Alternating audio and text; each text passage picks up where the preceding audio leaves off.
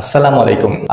স্বপ্নের একটা দিন কাটালো মনে হয় অনেকদিন পরে বাংলাদেশ এই চতুর্থ দিনে এসে, এবং যেমনটাই চেয়েছিল তেমনটাই আশা করি হয়েছে। এই টেস্ট ম্যাচ কি আর হারার কোনো সম্ভাবনা আছে বাংলাদেশের? না, মোটেও নাই। জেতার সম্ভাবনা অনেকটাই আছে, কারণ পঞ্চম দিনে শ্রীলঙ্কার এই পিচে বল কিন্তু প্রচুর টার্ন করে, যেটা আমরা চতুর্থ দিনে দেখেছি। আমাদের নাইম হাসান, আমাদের তাইজুল, এই দুই স্পিনার কিন্তু তাদের ব্যাটসম্যানদের যে পরিমাণ খাইয়েছেন, এটা পঞ্চম দিনে অনেক বেশি পরিমাণ হবে সেটাই আশা। দেখুন তৃতীয় দিন শেষটা কিন্তু শ্রীলঙ্কা ভালোই করেছিল, 4 উইকেট মাত্র পড়েছিল এবং তারা 300+ রান করে ফেলেছিল। কিন্তু চতুর্থ দিনে শুরুটাও কিন্তু মোটামুটি ভালোই করেছিল। তার পরবর্তীতে যে একটু বলটা পুরানো হলো, তখন কিন্তু বাংলাদেশ স্পিনাররা খেল দেখানো শুরু করলো এবং নাইম হাসানের লেফট আর্ম স্পিনারে তারা কিন্তু বোকা বনে গেল এবং এক এক করে দিনেশ চান্দিমাল থেকে শুরু করে তাদের ক্যাপ্টেন ধনঞ্জয় ডি সিলভা এবং এইভাবে পাঁচটা উইকেট নেয়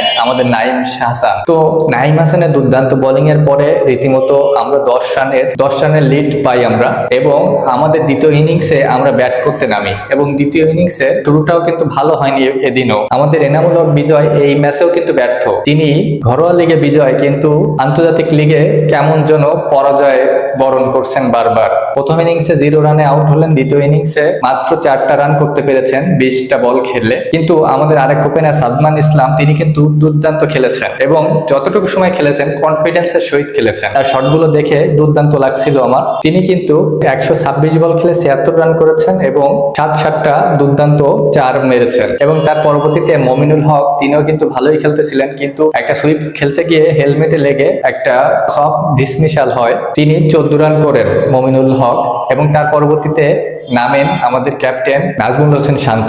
তিনি কিন্তু আবারও সেই ভালো পুরানো ফর্মে ফিরেছেন এবং তাকে দেখে অনেকটা পুরানো নাজমুল হোসেন শান্তর মতোই লাগতেছে। দুর্দান্ত খেলতেছেন। প্রথম ইনিংসে তো 148 রানের চকচকে একটা ইনিংস খেললেন এবং দ্বিতীয় ইনিংসে 50 অপরাজিত আছেন, এবং সাথে আছেন অভিজ্ঞ ব্যাটসম্যান মুশফিকুর রহিম, তিনিও অপরাজিত। আমাদের দিনটা কিন্তু খুবই সুন্দর গেছে এবং সুন্দরভাবে কেটেছে আজকের দিনটা। এবং আপনি যদি বলেন যে এই টেস্ট ম্যাচটা জেতার জন্য কি করা উচিত, তাহলে আমার মতে কালকের ফার্স্টের লাঞ্চের আগ পর্যন্ত ফার্স্ট সেশনটা আমাদের ভালোভাবে কাজে লাগাতে হবে, এবং এই যে প্রথম সেশনে যে আমরা 20-30 ওভার পাবো, এই 30 ওভারেই আমাদের ওয়ানডে স্টাইলে ব্যাট করতে হবে। আমাদের যতটা সম্ভব উইকেট রেখে পিটাইতে হবে এবং আমাদের রানটা 300-র কাছাকাছি নিয়ে গেলেই এনাফ। 300-র কাছাকাছি রানটা যখন হয়ে যাবে, তখন কিন্তু তাদের আর জয়ের সম্ভাবনা থাকবে না। তারা যদি জয়ের সম্ভাবনা নিয়ে খেলতে যায়, তারা কিন্তু এই পিচে বিপদে পড়বে এবং তারা অবশ্যই চাবে যে ম্যাচটা হয় ড্র করব। আমরা ম্যাচটা ড্র করার চিন্তা ভাবনা নিয়ে কিন্তু তারা খেলবে এবং আমরা কিন্তু তাদেরকে চেপে ধরতে পারবো। এবং আমাদের 2 স্পিনার এবং 2 ফাস্ট বোলিং দুর্দান্ত বল করেছেন স্পিনাররা। বিশেষ করে কালকে যদি আমাদের বোলাররা আরেকটু ভালো করতে পারে, তাহলে এই টেস্ট ম্যাচটা আমরা অবশ্যই জিততে পারি। এবং তাদেরকে 50-60 ওভার কিন্তু তাদের শ্রীলঙ্কার ব্যাট করতে হবে। তো এই পিচে পঞ্চম দিনে 50-60 ওভার ব্যাট করা কিন্তু ভেরি টাফ। তো তাতে করে আমাদের জয়ের সম্ভাবনা আমি মনে করি বেশ ভালোই আছে, কিন্তু হারার সম্ভাবনা আমাদের মোটেও নাই, এবং ড্র হওয়ার সম্ভাবনা এই টেস্টটা সব থেকে বেশি। আপনি কি মনে করেন অবশ্যই জানাবেন, এবং ভালো লাগলে পাশে থাকবেন। ধন্যবাদ।